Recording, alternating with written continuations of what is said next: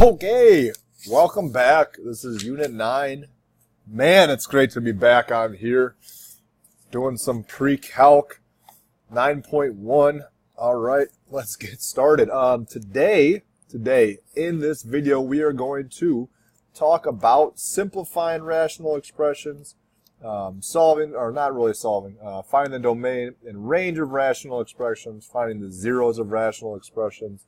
Yes. Let's get going. There are a bunch of definitions up there at the top of this piece of paper what a rational expression is, okay, which I'm going to talk about first of all. A rational expression, you want to think of it, an expression is just a numerator over a denominator, okay, which a numerator and the denominator are polynomials, all right. In a rational expression, we will remember, think about rational as ratio, so it's a ratio of two things. For rational expressions, we're going to be asked to simplify things, okay?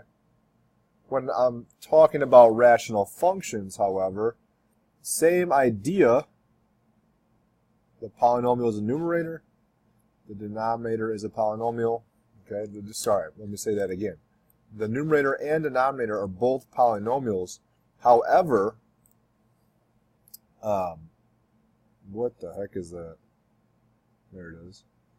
All right, here we're going to have some function that relates these two, okay, and we're going to be asked to solve rather than simplify, okay. So these are going to be expressed as a function, and this would just be an expression.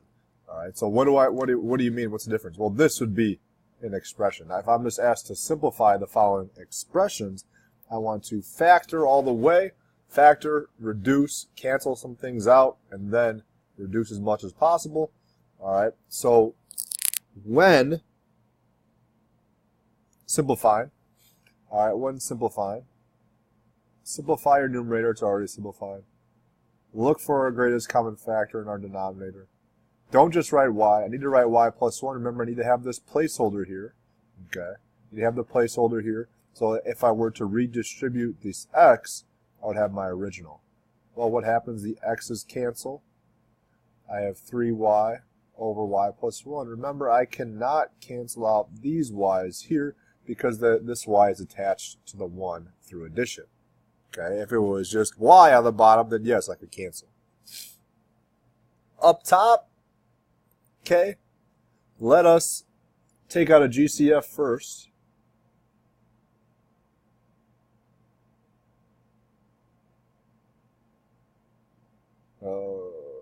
Okay, I don't know why I chose to put that there. Let's put it down here. Let us keep going up top. So I have x times x plus 3, x plus 2 in my numerator. My denominator, x squared minus 4 is x plus 2, x minus 2, or x minus 2, x plus 2. Well, what happens? The x plus 2's cancel.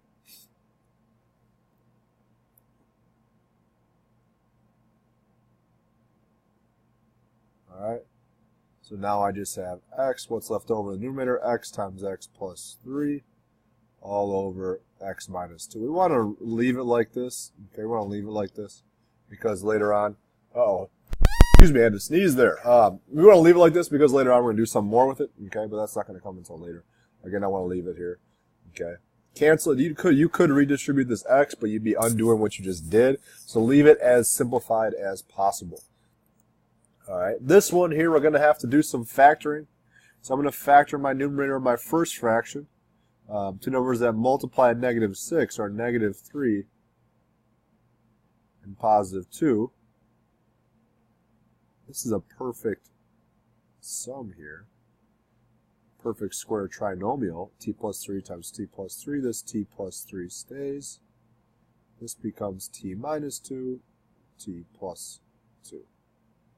Alright, so you can, now here, since it's multiplication, a fraction times a fraction, I multiply straight across the top, I multiply straight across the bottom. So there's no quote-unquote cross multiplication going on because there's not an equal sign. So all I need to do now is just cancel. Cancel some certain things. All that's left over in my numerator is t minus 3. And my denominator is t plus 3, t minus 2. Again, I could refoil that, but I would just leave it. Okay, leave it, leave it, leave it. All right, so I want to keep going. Okay, factor my numerator. X plus 5, x minus 5. Okay, and I have 5 minus x on the bottom, but I want x minus 5. So that tells me that I need, okay, if I have 5 minus x and I want a positive x and a negative 5, I could multiply it by negative 1 or take out a greatest common factor of negative 1 to make this negative 5 plus x on the bottom. Well, that could be rewritten as, in the order that we want, so it becomes negative 1 times x minus 5, which would allow us to cancel this out. So my advice to you, if I have a 5 minus x or a 3 minus x or a 9 minus x, make a mental note. Hey, I may have to take out a negative 1 at some point, so make that mental note right now, okay, that you could have to take out a negative 1. All right, so it could become x minus 5 and flip that, okay. What cancels out? These two do. I have x plus 5 over negative 1, which is the same thing as negative x minus 5. Could you leave it like this? No, yeah, we would like you to go one more 7, write it like that. Technically, it's like negative 1 times x plus 5, so I was able to distribute it. Okay. All right, let's flip it. Domain and range. We're not really gonna, we'll talk about the domain, or excuse me, the range a little bit in this video. In one of the problems, however, we're mostly going to focus on the domain. Okay, remember just to review that domain is our input values, our independent variable, our x values, range, our output, dependent, or y values. Okay. All right, as it says on the other side, okay, find domain of a rational function. Consider where the function is undefined. Consider where our function is undefined. So here, first one, find the domain. We'll talk about the zeros in the next slide. Find the domain of each function. All right. Well, I know that this first of all, the numerator, no restrictions on the numerator. Okay. Denominator, x minus 3. I know that the denominator, based on something we've talked about previously, that we can never divide by 0. So my denominator cannot equal 0. All right. Which tells me x cannot equal 3. So our domain, we would say all real numbers except x cannot equal 3. Okay? For interval notation, and we'll let you know for sure if we want interval or not on our test. Okay, but interval notation would look like that. All right? So these are the same thing. These mean the same thing right here. Okay? Our denominator cannot equal cannot equal 0, therefore it cannot equal 3 in this problem. All right, so let's try the domain for this one. Again, numerator, no restrictions on our numerator. Denominator, all right, our denominator cannot equal 0, so x squared minus 5x minus 14 cannot equal 0. Well, this is x minus 7, x plus 2. So x cannot equal 7, and x cannot equal negative 2. So if I were writing that domain, I would say domain, all reals except x cannot equal 7, x cannot equal negative 2, or negative infinity to 7, excuse me, negative infinity to negative 2, union negative 2 to 7, union 7 to infinity. All right, set your denominator equal to 0 and solve. Zeros. Okay, remember our zeros were our input values, our x, the resultant output value, our y, 0. So this is also our domain, and this is also our range. Okay. when we're thinking about the range, first of all, I'm going to backtrack for a minute. Range, we want to look at our, a lot of times we'll look at our graph. Look at our graph and look at the function there. So you're able to see our asymptotes.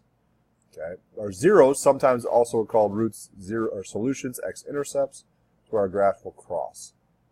So what I want to do here, okay, again, I want to set my output, which is our g of x now, equal to 0 and solve for x. Well, here, I'm going to multiply both of these by my divisor here, or you can think about this as being over 1 and cross multiplying. These cancel out, so I have 0 equals 1. Well, that's not true. 0 cannot equal 1. So for my zeros, I write no zeros.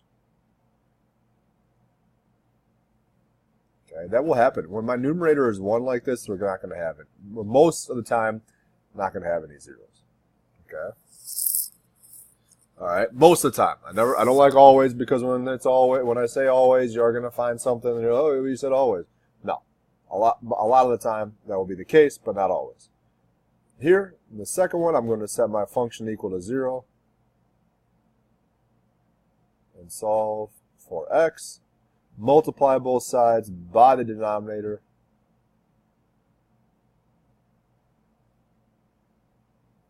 Multiply by the denominator. These cancel. 0 times that's just 0. 0 equals 6x squared, so x equals 0. So for my zeros, you would write 0, 0. Boom. Let's keep going. Domain. Domain, the numerator cannot equal 0, so all reals except double R, x cannot equal 2. Or negative infinity to 2, union 2 to infinity. Well, let's come over here to 2 and look at our graph. At 2, you're going to see that we have a vertical asymptote. All right, this is going to happen with rational functions. You're going to have a vertical asymptote, all right, most of the time. When we have a vertical asymptote, we write that expression, the equation for that function as x equals 2. Because why? Vertical asymptotes are vertical lines. Vertical lines are written as x equals in our equation. All right. Next thing I want to look at is the range. Range is from bottom to top, remember. Okay, from bottom to top, I recognize that there is this break here at y equals 0. Well, that tells me that what? Y, all reals, but y cannot equal 0, or negative infinity to 0, union 0 to infinity. Okay, if you're going up this line here, it's starting to flatten out at this 0 line. Same thing here. If I pick it back up, it's starting to flatten out. So our horizontal asymptote would be y equals 0. Here's the thing about horizontal and vertical asymptotes. We're going to talk about them a lot more as the unit progresses. Horizontal asymptote, my horizontal asymptote is y equals 0. Well, it's going to approach that number 0 towards infinity and towards negative infinity. It may actually cross that line. Okay, horizontal asymptotes can be crossed. All right, and I know that's a rule that you may have learned otherwise, but there are times when those lines are crossed. Vertical asymptotes, though, those are a brick wall. You ain't getting through those. There's nothing that's going to cross those. No, there will not be a cross intersection with vertical asymptotes, although it may look like it here just because our line is drawn pretty thick. Okay, vertical asymptotes are going to stay vertical asymptotes. They will never be crossed. All right, that's a brief introduction to rational functions for us, or rational expressions.